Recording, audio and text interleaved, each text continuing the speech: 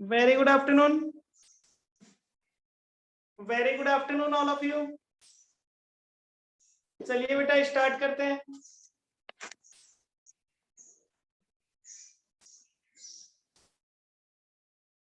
सभी के पास audio video clear है?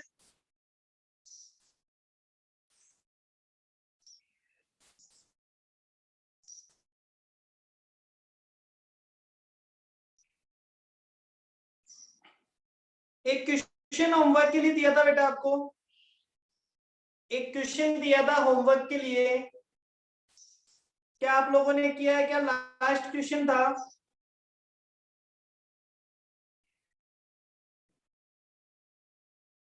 Question number 18। क्या आप लोगों ने ट्राई किया था क्या question number 18?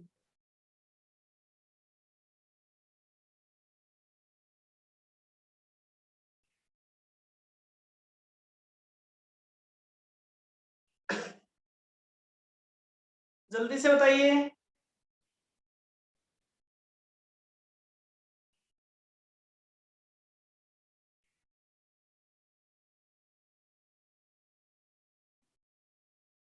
Question number 18, profit का अमाउंट नहीं आया समझ में? ओके, ये जो डिस्ट्रीब्यूशन किया है वो वाला ना, फिक्स्ड कैपिटल और वर्किंग कैपिटल।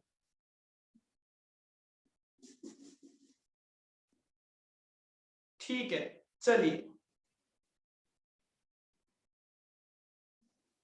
इस क्वेश्चन का ये वाला पोर्शन नहीं करना बेटा, इसके अलावा बाकी का क्वेश्चन समझ में आ गया? हाँ जी, बाकी लोग बताइए। क्वेश्चन नंबर 18, क्वेश्चन नंबर 18 में क्या आपको कॉस्ट ऑफ सेल्स तक का क्वेश्चन समझ में आ गया क्या? कॉस्ट ऑफ सेल्स तक का क्वेश्चन? अच्छिता हाँ, प्रियंका यस, बाकी लोग भी बता दीजिए। चलिए अब इसका आगे वाला पोर्शन भी समझने की कोशिश करते हैं, क्योंकि जिसने यहां तक किया होगा उसी को आगे वाला पोर्शन समझ में आएगा। मैं पहले वाला कोई काम नहीं करवा रहा हूं, पहले वाला आपने सब कर लिया है, बीएक्सी और डीएक्सी। कॉस्ट ऑफ सेल्स तक आप आराम से निकाल सकते थे, कोई दिक्कत आपको नहीं थी। चलिए उसके आगे का क्वेश्चन समझ में, एग्जाम पर्पज के लिए इंपॉर्टेंट नहीं है, एग्जाम पर्पज के लिए इंपॉर्टेंट नहीं है, केवल मैं आपको समझा रहा हूं, ठीक है? वो एग्जाम के लिए इंपॉर्टेंट नहीं है बेटा, मैं केवल आपको समझा रहा हूं। चलिए देखिए क्या कहते हैं। क्वेश्चन कहता है, हमें बताया था PH limited manufactures and sales to product, namely BXE and DXE। दो प्रोडक्ट बनाए जाते हैं, एक का नाम है BXE और एक का नाम है DXE। The company's investment in fix asset is ₹2 lakh. Company का फिक्स असेट में इन्वेस्टमेंट है 2 लाख रुपए का, and working capital investment is equivalent to 3 months cost of sales. जो वर्किंग कैपिटल है उसमें 3 months की कॉस्ट ऑफ सेल्स के बराबर पैसा लगा हुआ रहता है। ठीक है sir. Fixed capital has been financed by long term, finance by term loan lending institution at 11% per annum. ये लो साहब, इन्होंने कहा जो आपकी फिक्स्ड कैपिटल है, मतलब जो 2 लाख रुपए की कैपिटल है, उसे 11% इंटरेस्ट पे आपने लोन पे ले रखा है। फिर कहते हैं half of the working capital is financed through the bank of borrowing, bank borrowing, जिसकी इंटरेस्ट रेट 9.4% है, और other half of working capital is generated through internal resource. और बाकी की हाफ वर्किंग कैपिटल कहां से आती है? इंटरनल रिसोर्स से आती है। चलिए साहब ढूंढने की कोशिश करते हैं। एक बात बताइए, सबसे पहले इन्होंने कहा है द एक्सपेक्टेड, द कंपनी, फिर नीचे वाला पढ़ा, लास्ट में लिखा हुआ है the company expected to earn a after tax profit of 12% of capital employed. Company कितना प्रॉफिट कमाने की सोचती है? कंपनी कमाने की सोचती है 12% after tax profit, after tax profit. चलिए साहब ढूंढते हैं कैसे कैलकुलेट किया जाएगा।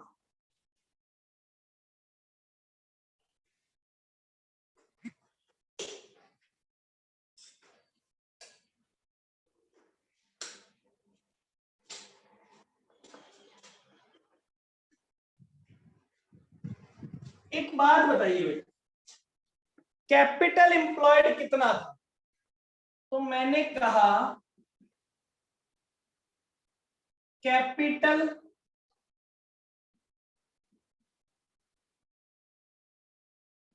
एम्प्लॉयड, कैपिटल एम्प्लॉयड निकाल रहे हैं, तो फिक्स्ड कैपिटल कितना था बोल के बताएंगे। फिक्स्ड कैपिटल कितना था बेटा? फिक्स्ड कैपिटल, या लिख दीजिए फिक्स्ड कैपिटल कितने रुपए का था?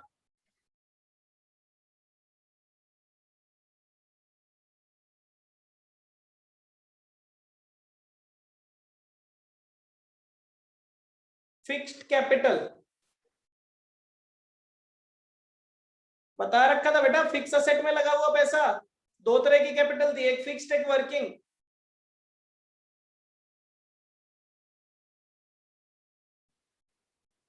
फिक्स्ड कैपिटल था 2 लाख,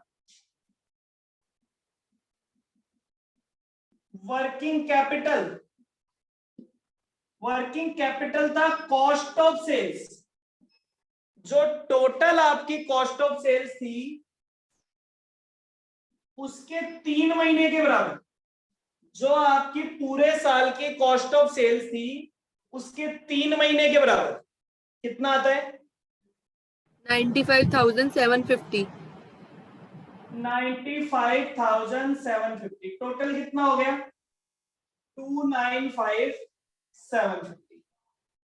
तो हम कहते हैं साहब return after tax, return after tax कितनी हो जाएगी? 295,750 का 12%। इतनी रिटर्न चाहिए थी कंपनी को। 35,490। 35,490। अब ये बेटा अगर आफ्टर टैक्स है तो plus tax at the rate 50%, tax कितना होगा?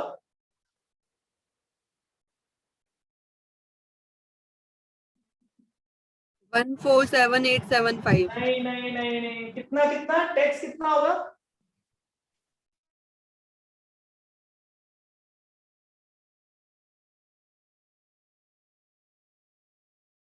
वापस से बोलना, टैक्स कितना होगा?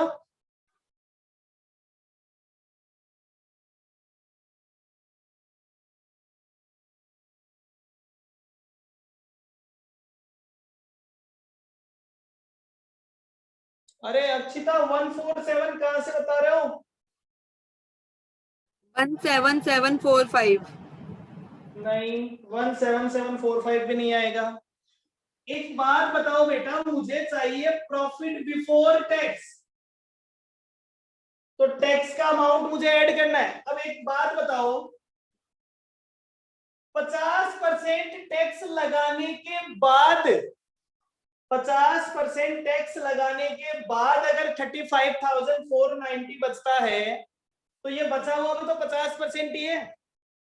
चलो मैं आपको एक बात कहता हूं कि 50% टैक्स देने के बाद मेरे पास 50 रुपए बचते हैं, तो टैक्स कितना था?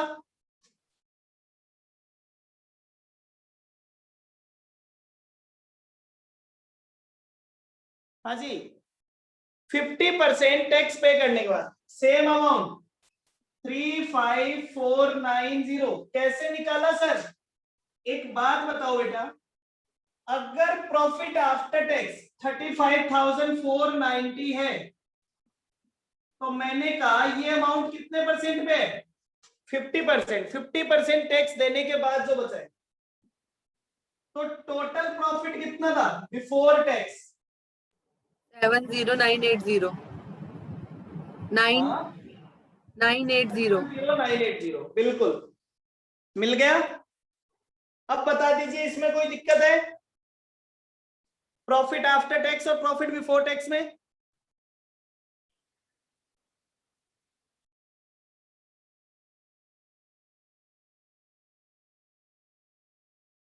चलिए ये तो काम हो गया। अब क्या आप मुझे सेल्स बता सकते हैं? Calculation of sales. तो मैं कहता हूं साहब, मेरी कॉस्ट ऑफ सेल्स थी 3,83,000। मेरी कॉस्ट ऑफ सेल्स थी 3,83,000 प्लस प्रॉफिट बिफोर टैक्स, क्योंकि टैक्स मेरा ऐसा आइटम है जिससे कॉस्टिंग को कोई लेना देना नहीं होता, टैक्स से कॉस्टिंग को लेना देना नहीं होता। 70,980 रुपीज। तो ये मेरी क्या आ गई बेटा? सेल्स आ गई। कितना अमाउंट आ जाएगा सेल्स का?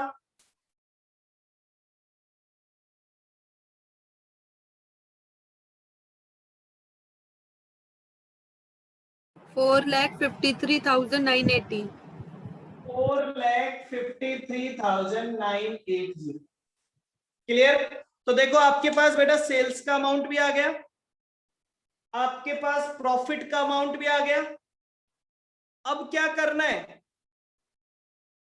अब सर एक बात बताओ, इस सेल्स को दोनों प्रोडक्ट में बांटेंगे कैसे? इस सेल्स को दोनों प्रोडक्ट में बांटेंगे कैसे, कौन बताएगा?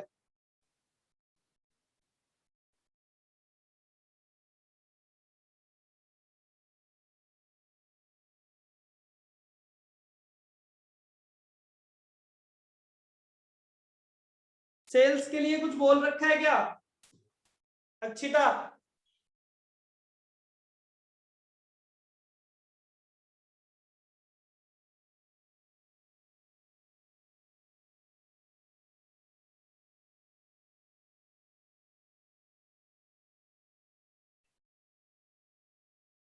हाँ जी, दोनों प्रोडक्ट की सेल्स के बारे में कुछ बोल रखा है क्या?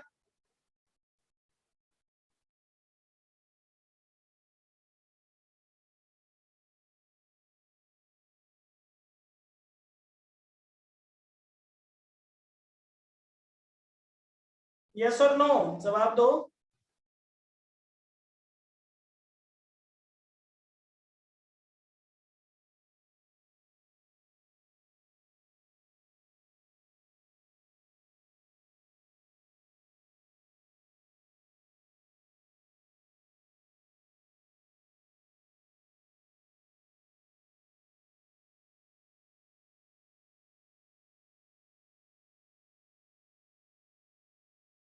एक सेकेंड।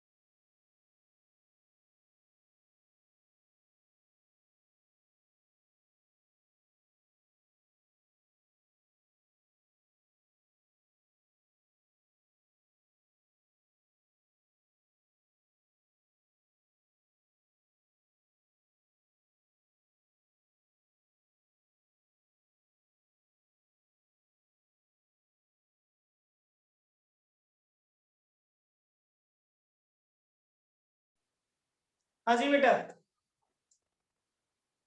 जो इसमें ये इन्होंने बांटने का फॉर्मूला दे रखा है, फिक्स्ड कैपिटल और वर्किंग कैपिटल। जो फिक्स्ड कैपिटल और वर्किंग कैपिटल को बांटने का तरीका दे रखा है,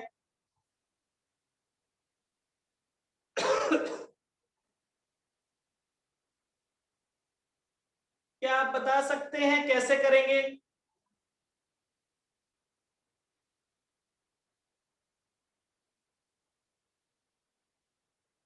कोई भी मुझे बताएगा तो ही मैं लिखूंगा।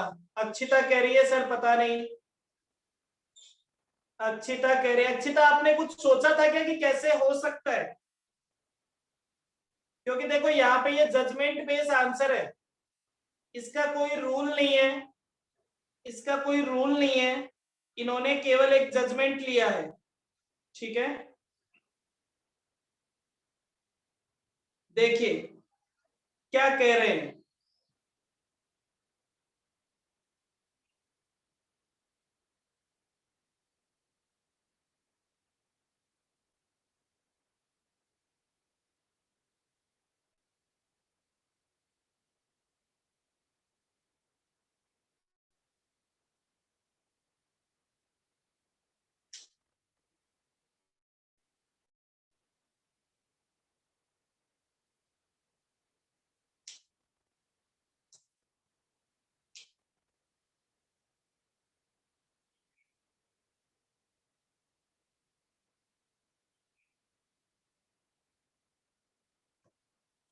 मैं आगे का स्टेटमेंट बना रहा हूं। ये पोर्शन हटा सकते हैं क्या बेटा? ये पोर्शन, ये वाला पोर्शन हटा सकते हैं क्या? यहां तक सभी को क्लियर है? यस।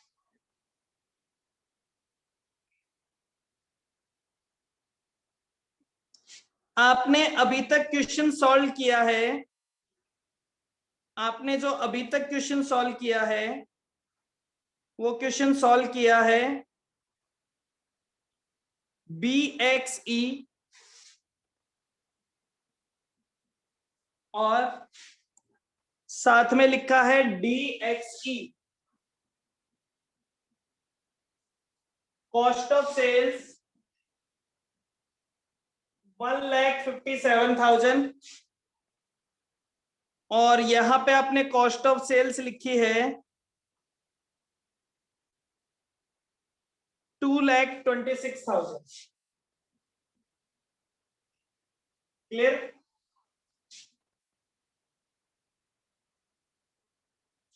टोटल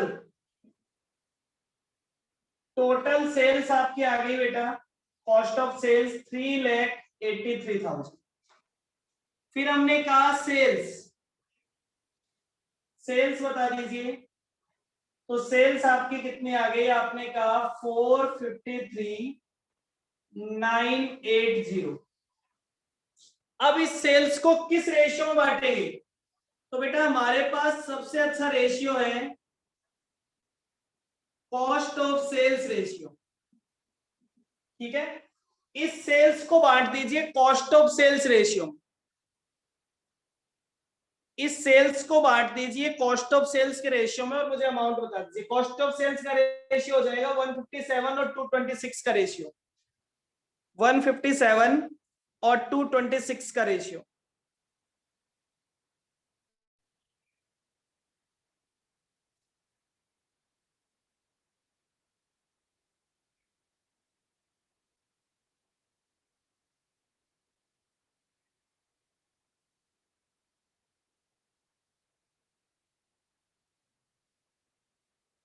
बता दीजिए कितना आता है?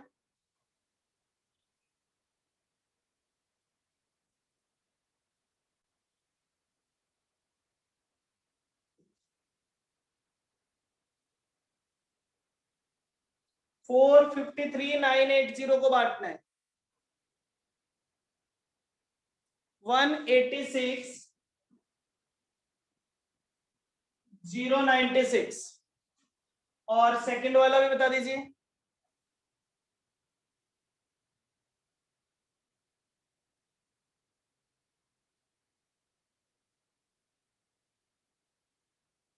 267 884। बस आपको यही आंसर करना है। अब इस पे प्रॉफिट लिख दीजिए। क्वेश्चन ने आपसे कहा था हमें टोटल कॉस्ट निकाल के बताइए, क्वेश्चन ने आपको कहा था सेल्स निकाल के बताइए, क्वेश्चन ने आपको कहा था प्रॉफिट निकाल के बता दीजिए। 70,980 ये प्रॉफिट ऑटोमेटिकली आ जाएगा दोनों का बैलेंसिंग फिगर में। प्रॉफिट ऑटोमेटिकली आ जाएगा दोनों का बैलेंसिंग फिगर में।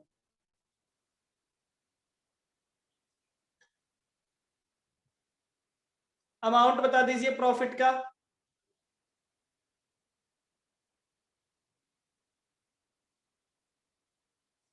$29,096।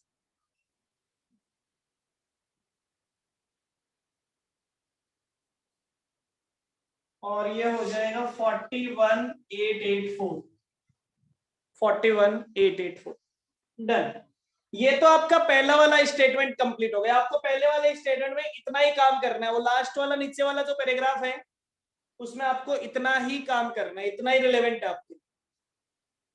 फिर यहाँ आता है cost of sales, profit before tax और सेल्स आ गया।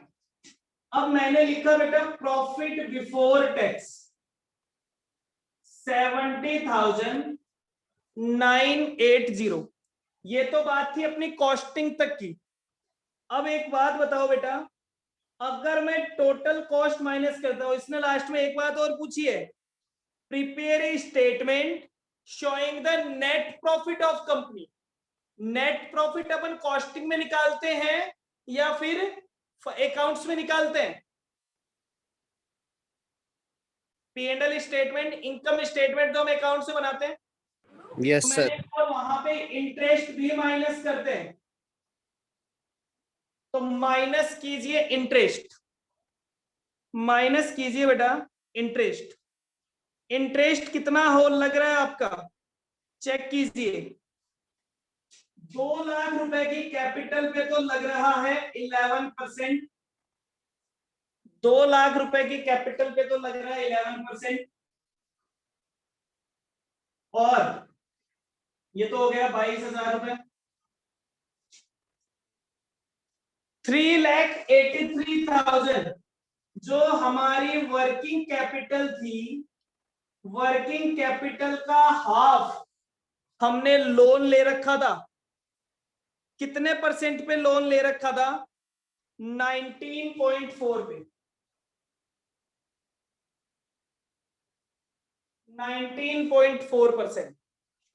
3,83,000 की 37,151। 37,151 नहीं बेटा, इतना कैसे आएगा? सॉरी, ये गलत लिख दिया। वर्किंग कैपिटल कितनी थी दोबारा से देखिए, 3,83,000 का 3 महीने का, इतनी तो थी वर्किंग कैपिटल। 3,83,000 का 3 महीने का, उसका हाफ और उसका 19.40%। अब निकालिए। 3,83,000 पूरे साल की कॉस्ट ऑफ सेल्स थी, वर्किंग कैपिटल थी इसका 3 महीने का 9288। ये हो गया बेटा 9288। माइनस कर दीजिए, माइनस कर दीजिए। ये हो गया profit before tax, profit before tax. इसमें मैं लिख देता हूं आफ्टर इंटरेस्ट। इंटरेस्ट माइनस करने के बाद में, इंटरेस्ट माइनस करने के बाद में कितना आ गया?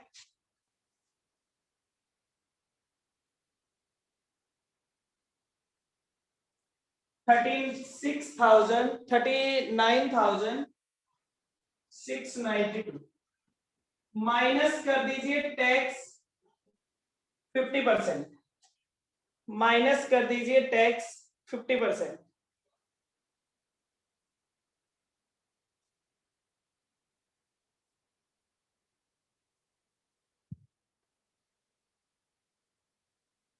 $19,846, तो आंसर भी हो गया 19,846। ये हो गया नेट प्रॉफिट। बेटा ये इतना हिस्सा, ये सेकंड पॉइंट का आंसर है जो कि हम अकाउंट्स के हिसाब से कर रहे हैं। अदरवाइज हमारा प्रॉफिट बिफोर टैक्स था 70,980। जो हमारा कॉस्टिंग है उसको इंटरेस्ट से कोई लेना देना नहीं होता, तो वो तो सीधा सीधा कहता है साहब इसका 50% माइनस कर दो, वो आपका क्या आ जाएगा, प्रॉफिट आफ्टर टैक्स। तो पहले हमने उसी के हिसाब से किया था। ठीक है, clear. Interest purely financial item है। तो ये आपका पूरा क्वेश्चन था। थोड़ी सी मिस्टेक्स है क्वेश्चन में, उन्होंने कुछ अजम्पशन लेके और रेशियोज निकाल रखे हैं, तो आपको वहां तक नहीं जाना। ठीक है, आप इस क्वेश्चन का आंसर इतना ही करेंगे जितना आपने किया था कॉस्ट ऑफ सेल्स तक, वो ठीक है। उसके बाद में ये प्रॉफिट वाला पोर्शन और जो पहले आपने लिखा था, एक बार पूरा क्वेश्चन एक साथ रिवाइज कर लेंगे, एक बार पूरा क्वेश्चन रिवाइज कर लेंगे। Done sir. हाँ अच्छा सर, आप यही कह रहे थे क्या कि सेकंड पॉइंट नहीं करना? हाँ, अरे नहीं, सेकंड पॉइंट करना है। मैं आपको ये बता रहा था कि बीच में जो उन्होंने दो चीजें बांट रखी है ना, वो फिक्स्ड कैपिटल और वर्किंग कैपिटल। हाँ सर। वो नहीं बांटना है आपको।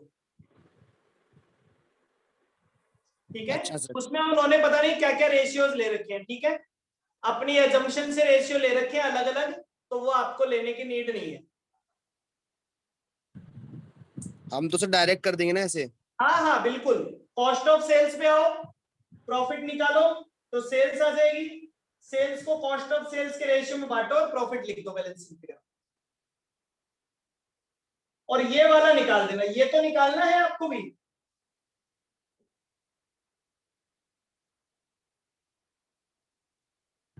ठीक है, ये लास्ट वाला, ये सेकंड पॉइंट का आंसर है, जो अपन ने सेकंड पॉइंट क्वेश्चन में दिया हुआ है, ये उसका आंसर।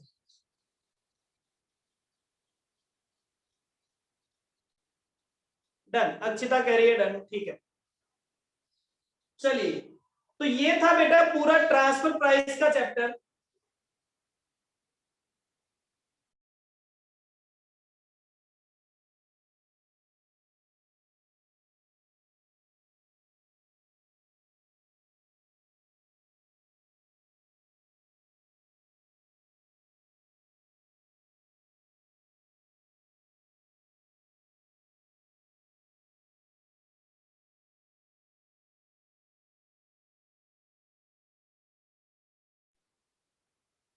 हाँ जी, अब देखिए बेटा, ये पूरा आपका चैप्टर था ट्रांसफर प्राइस का। ये लास्ट वाले क्वेश्चन का ट्रांसफर प्राइस से कुछ लेना देना नहीं था, ये थोड़ा सा अलग ही क्वेश्चन था। फटाफट से क्वेश्चन नंबर 1 पे आइए। जहां से आपने ट्रांसफर प्राइस स्टार्ट किया था, आपने ट्रांसफर प्राइस क्वेश्चन नंबर 11 से स्टार्ट किया था। अब आप आ जाइए क्वेश्चन नंबर 1 पे। Question number 1,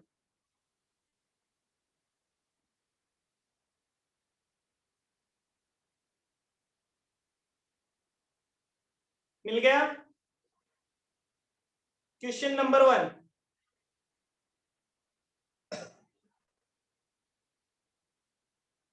sorry, illustration number 2 होगा।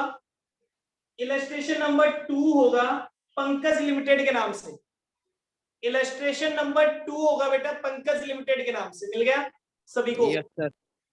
ठीक है, देखो आप पूरा मार्जिनल कर चुके हैं, मार्जिनल में आपको सब चीजें आती है।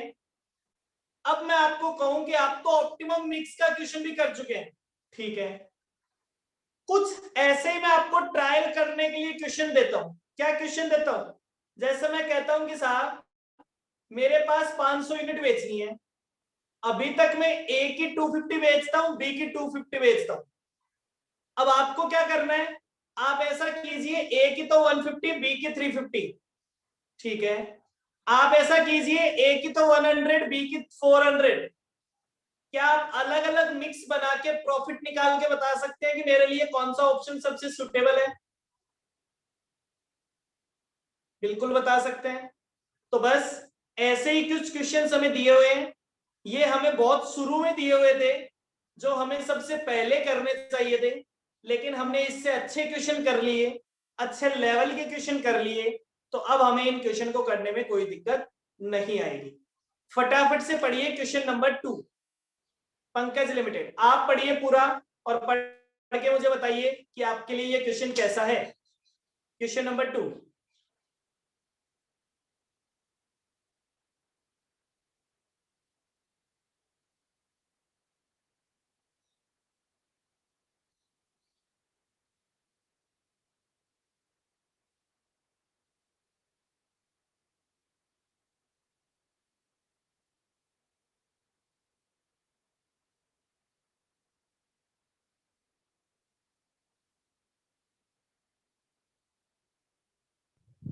Yes sir. हो जाएगा आराम से, यस सर। कोई दिक्कत नहीं आएगी, पक्का गारंटी से? आराम से हो जाएगा, मुझे पता है सभी लोग कर लेंगे बहुत आराम से। देखो क्वेश्चन में क्या दे रखा है, मैं फटाफट एक बार पढ़ देता हूं। Pankaj limited engaged the manufacture of two product, product A and product B. दो प्रोडक्ट है, सेलिंग प्राइस दोनों का बता रखा है, डायरेक्ट मटेरियल बता रखा है, डायरेक्ट वेजेस बता रखा है और वेरिएबल ओवरहेड। वेरिएबल ओवरहेड बताया 100% ऑफ डायरेक्ट वेजेस, मतलब जितना वेजेस लग रहा है उतना ही ओवरहेड लगेगा। फिक्स्ड ओवरहेड एक साथ बता रखे हैं और मैक्सिमम कैपेसिटी बता रखी है 1000 यूनिट, तो अभी तो मैक्सिमम के अंदर ही है। अब इन्होंने कहा साहब आप ए की बेचते हो 300, बी की बेचते हो 600, ए की बेचते हो 450, बी की बेचते हो 450 और सी की बेचते हो 600 और 300। तो सबसे पहले दोनों प्रोडक्ट का कंट्रीब्यूशन निकाल लेंगे, दोनों ही प्रोडक्ट का कंट्रीब्यूशन निकाल लेंगे, फिर जितनी जितनी सेल करनी है उनसे मल्टीप्लाई करो और फिक्स कॉस्ट माइनस करो।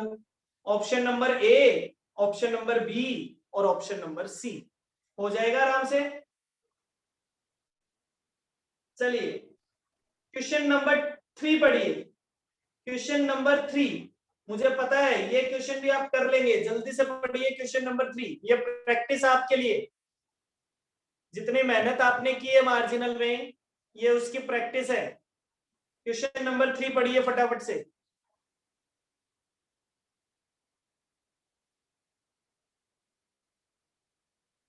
आपको पढ़ना है, मैं तो बाद में पढ़ूंगा, पहले आप पढ़ के बताइए कि आप कर सकते हैं।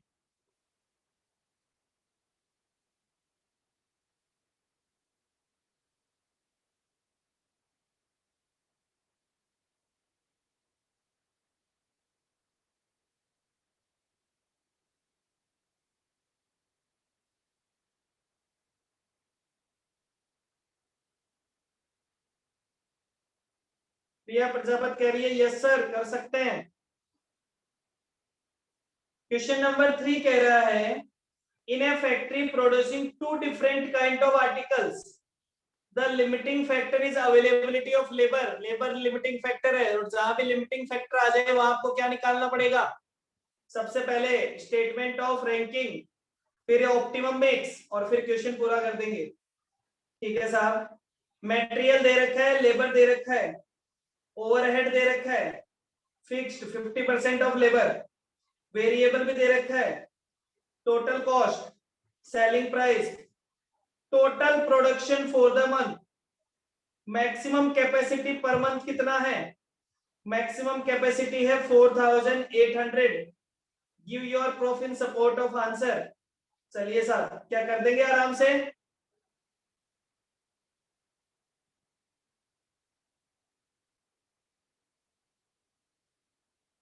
Yes sir.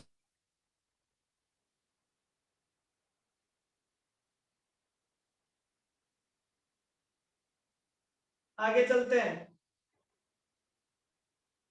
Question number 4, question number 4।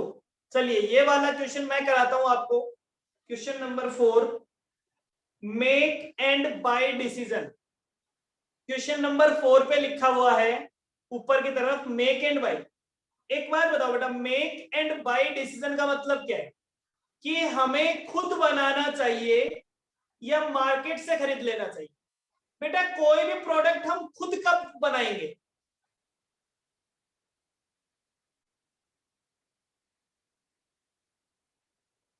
कोई भी प्रोडक्ट हमें खुद को कब प्रोड्यूस करना चाहिए?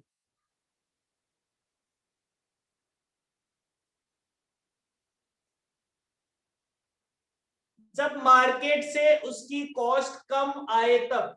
बेटा कॉस्ट का मतलब कौन सी कॉस्ट? कॉस्ट का मतलब कौन सी कॉस्ट? वेरिएबल कॉस्ट या टोटल कॉस्ट?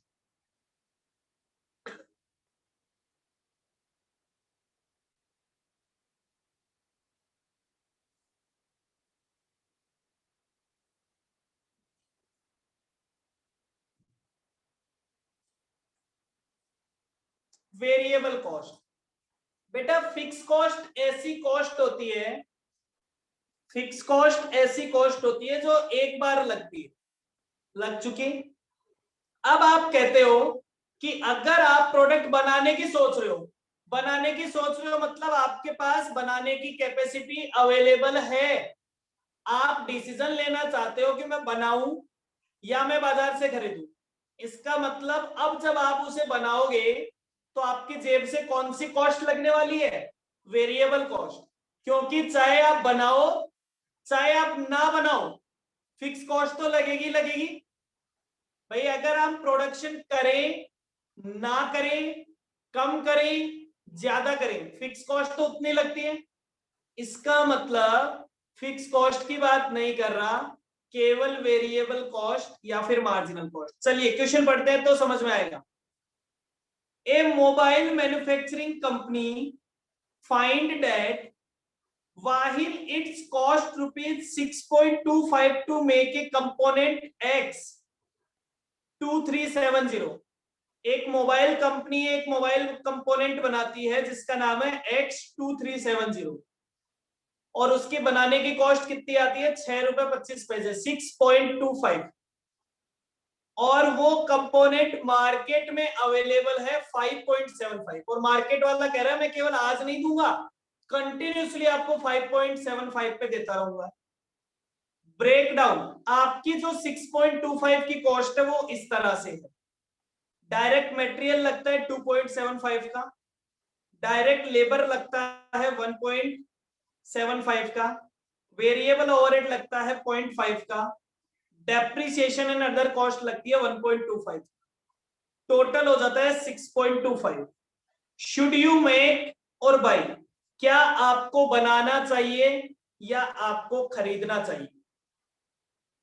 तो हम सबसे पहले निकालेंगे वेरिएबल कॉस्ट। एक यूनिट को बनाने की वेरिएबल कॉस्ट है बेटा 5 रुपए। 6.25 में से 1.25 तो फिक्स कॉस्ट है, वो चाहे आप बनाओ चाहे आप ना बनाओ वो तो लगेगी ही लगेगी। इसका मतलब अब मैं अगर एक कंपोनेंट बनाता हूं तो 5 रुपए में बनता है और मार्केट से खरीदता हूं तो कितने में मिलता है? 5.75 पे। तो क्या मुझे बनाना चाहिए या मुझे खरीदना चाहिए?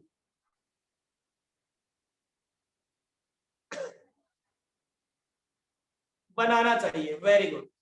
तो बस यही बताया क्वेश्चन में। सबसे पहले उन्होंने मार्जिनल कॉस्ट निकाला, फिर कहा since the marginal cost is 5 is lower than the market price 5.75 it is recommended to manufacture the component in the factory. तो ये रिकमेंड किया जाता है कि आपको कंपोनेंट फैक्ट्री में मैन्युफैक्चर करना चाहिए। फिर आगे साहब बी ऑप्शन पे, what would be your decision if the supplier offer the component at 4.85? अगर आपको सप्लायर ये कंपोनेंट 4.85 में ऑफर करता तो आपका क्या डिसीजन होता? आप बनाते या बना बनाया खरीद लेते? बाय कर लेते बस, क्योंकि वो आपकी मार्जिनल कॉस्ट से भी कम है। Since the purchase price of 4.585 is lower than the marginal cost, hence the component should be brought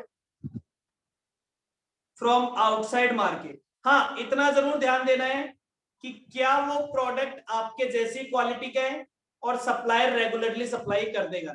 क्योंकि एक दिन के लिए तो कोई भी सस्ता दे सकता है, उससे पहले ये कमिटमेंट करना है कि क्या आप रेगुलरली दे देंगे, जैसे पिछले क्वेश्चन में उन्होंने बोल रखा था। ठीक है, चलिए अब आते हैं बेटा इलस्ट्रेशन नंबर 5 पे। इलस्ट्रेशन नंबर 5, जल्दी से आ जाइए, बहुत ही छोटा सा क्वेश्चन है, मुझे पता है आप सबको आता है। इलस्ट्रेशन नंबर 5 क्या कहता है, देखिए,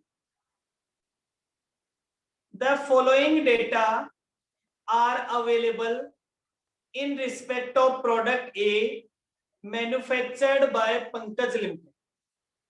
Sales, direct material, direct wages, variable overhead और fixed overhead, सारी चीजें बता दी साहब आपको प्रोडक्ट ए के बारे में।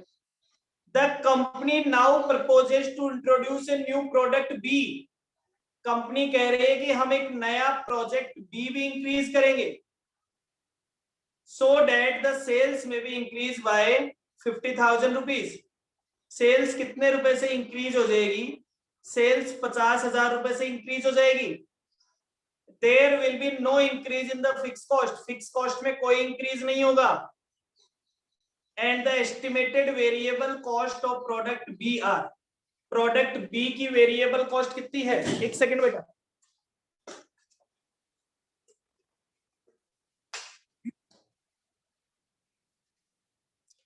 प्रोडक्ट बी की वेरिएबल कॉस्ट कितनी है, कोई बता सकता है, टोटल लगा के बताइए। प्रोडक्ट बी बनाने में हमारा कितना पैसा जाएगा,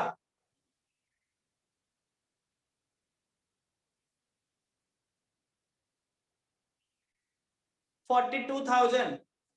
और बी से सेल कितनी आएगी, प्रोडक्ट बी से सेल कितनी आएगी, 50,000 रुपए। तो क्या बनाना चाहिए या नहीं बनाना चाहिए, बना लेंगे। तो बेटा देखो, इसका आंसर हमें बुक की तरह से नहीं लिखना, इसका आंसर हम बहुत ही इजी तरीके से लिखेंगे। हम लिखेंगे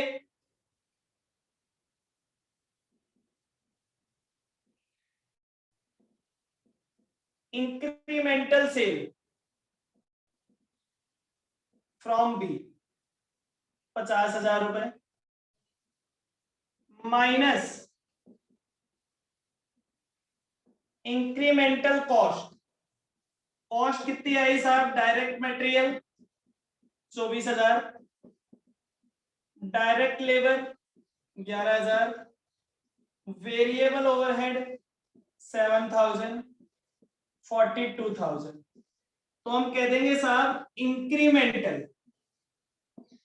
प्रॉफिट, इंक्रीमेंटल प्रॉफिट होता है 8,000 का। Hence product B should be prepaid, product B बनाया जाएगा। बस इतना सा ही आंसर देना, टोटल वाला निकालने की जरूरत ही नहीं है, क्योंकि उसने केवल किसके बारे में पूछा है हमसे, बी के बारे में पूछा है कि क्या बी बनाना चाहिए या बी नहीं बनाना चाहिए। डन।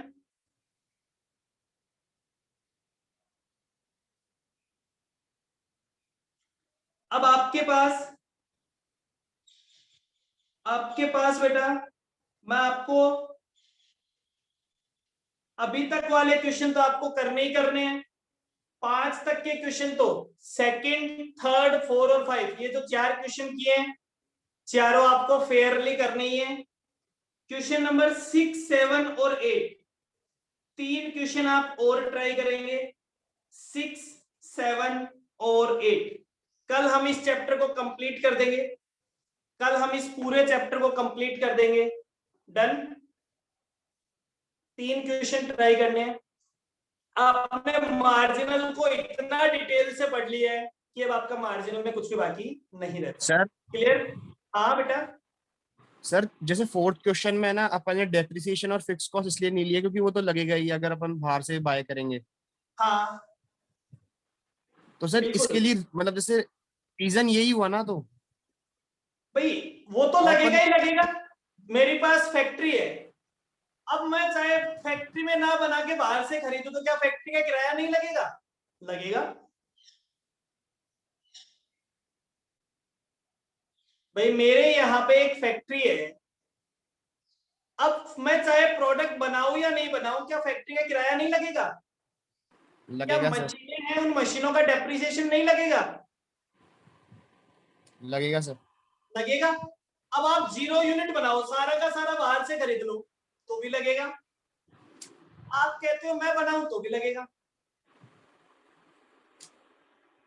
हाँ, सर अगर आप फैक्ट्री लगाने के पहले ही ये डिसीजन ले रहे होते तब तो डिसीजन ये लेते कि क्या आपको फैक्ट्री लगानी चाहिए या नहीं लगानी चाहिए। ठीक है, ठीक है सर। तो हमारा पहला वाला डिसीजन तो हो चुका है, हम फैक्ट्री लगा चुके हैं। अब हम डिसीजन ले रहे हैं कि क्या हम बनाएं या मार्केट से खरीदें।